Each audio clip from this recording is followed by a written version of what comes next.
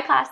This week on grant proposals, I would be submitting a travel research grant that would cover the cost of research, and that would be done at libraries and archives within the United Kingdom to be submitted as an individual for publication.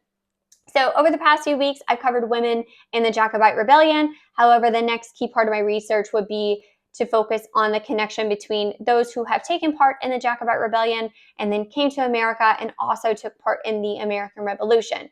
So again, through this travel grant that I will be submitting to the America's Philosophical Society, specifically the Franklin Research Grant, I will look at going over to the libraries and archives and digging through them to find immigration records and exiled Highlander files, the Royal Stuart collection and papers, and just trying to find where this connection of those who survived the Culloden battle kind of ended up. And so I do know that Brigadier General Hugh Mercer, he had actually escaped Culloden and fled, leaving his family in Scotland. He came in through the port of Philadelphia and ended up actually eventually coming under the command of General Washington.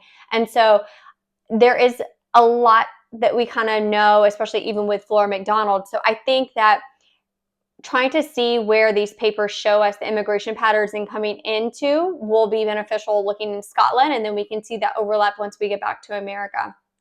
So again, the publication research will benefit the publisher, would benefit me as the researcher submitting the publication, but I do think it would benefit the public as well, because we do see those in Scotland and seeing that history from not only Scotland, but seeing what they did here in America and America's Revolution as well. Not only that, we will have some overlap and some possible highlighting of some lesser known American founders, and those include James Wilson and John Witherspoon, that I hope to really heighten as well, because James Wilson is known to have supported the Jacobite cause. So again, those are all fun facts about the research. Going back to putting this proposal together, however, I want to talk about Dr. Schultz's lecture from this week. And so we do know that going into this proposal is the who, what, when, where, and why.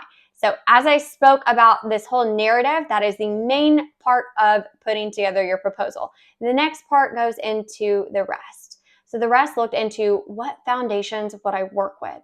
So the American Philosophical Society was the main one that really fit my interest goals. So obviously my area is the United Kingdom. And so when looking for a foundation that fit with me, I found this one specifically. So they really honed into sending Americans to the United Kingdom, which fit my goals. And that was a key point in the video this week, was finding what fit you and fit your goals. And so I wanted to make sure as an American, I was really fighting with the competition to really line up to where I, as an American, could go somewhere and do my research instead of kind of looking at the competition as kind of worldly. So that was really a big thing for me.